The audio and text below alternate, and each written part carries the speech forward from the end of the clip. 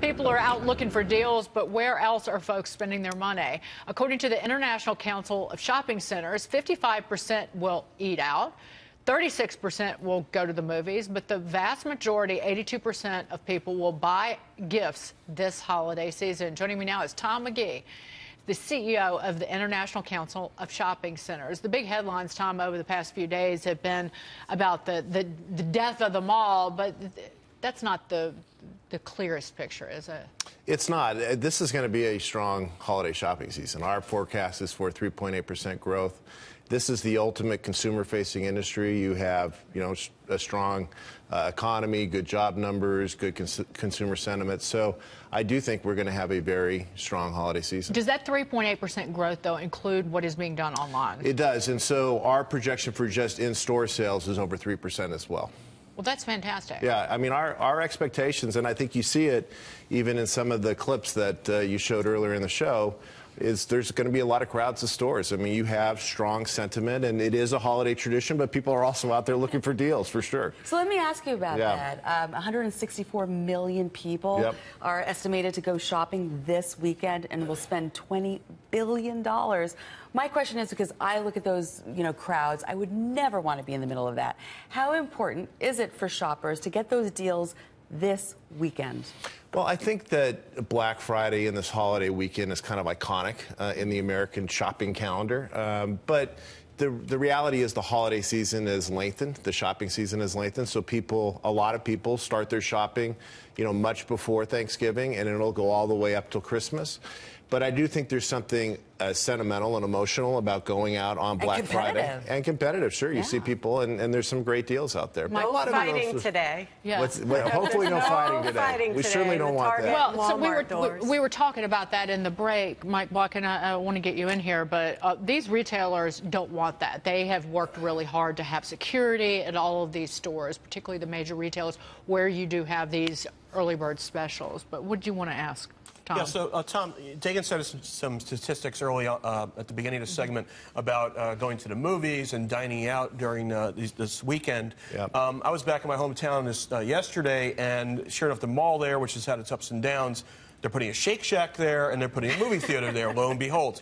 How much of a trend is that? Is that really very prevalent among a lot of the property owners, some of the bigger REIT owners like Westfield and others like that? It is a big trend. I mean, I think that the evolution of retail, so I think we have this holiday shopping season, which is going to be very strong, but there is an evolution taking place in retail, and really what retail is meant to do is meet the needs of the demographics that it serves, right? And so you have an aging baby boomer population, empty nesters. They'd like to go out to eat. They like to spend their dollars on entertaining. And a rising millennial population that's kind of pre-kids generally.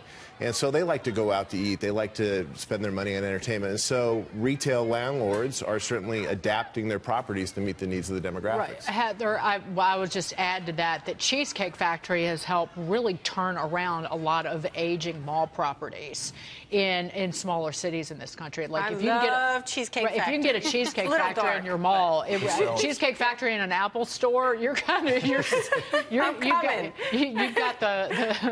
wind at your back. Heather, what were you going to ask? So Wall Street Journal says 90.7% of all retail sales are actually still done in the stores. Absolutely. Contrary to popular belief, I thought everything was online now, but that's not the case. What do you see in terms of that trend? Is the death of the mall going to continue, or?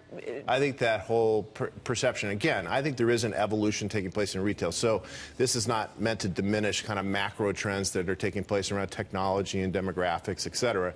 But the concept of the death of the mall or the death of brick and mortar retail, I think it's been way overplayed. Retail has always evolved. There's always been brands that have come and gone. I think you'll continue to see that over the next decade or more. But brick and mortar retail is here to stay. But I think what is happening is really a convergence. I mean, I think consumers are somewhat agnostic. They really want both. And I actually think the move towards mobile really speaks to that, because you might have your smartphone while you're in a store, you're doing price comparisons, you're doing customer reviews, you're doing all of that. You might be taking a picture and sending a picture to your friend or posting on Facebook and getting feedback as to how you look in a particular outfit. So this concept of integration of technology and physical, I think, is here to stay. this discussion in my mind around bricks versus clicks and digital versus physical, well, I think it's an old conversation. And where are you going to go see Justice League? But Exactly. I wanted to point out a record 46% of all traffic to retail sites will come from smartphones this year. That's up more than 15% during the holiday shopping season. But Tom, if a brick and mortar store doesn't have a true full integration with the online arm of the store, Walmart doing an incredible job this year with that. A lot of the luxury department stores, not. That there is no integration. If you go into a store and can't find something in your size, the salespeople go, can't help like that. I can't help you. Like, can you order it online? And they go, yeah, I don't have internet access here. That's their attitude, and it will be the death of some of these chains. I think, look, this is a competitive industry, and so to win, you need to offer great service, you need to offer great product, you need to offer great price. Certainly, consumers are very price conscious today, and so I do think there'll be winners and losers. There's no doubt about it. But those retailers that do an effective job of integrating those three things will do very well. Tom, good to see you. Thank you. Get out there.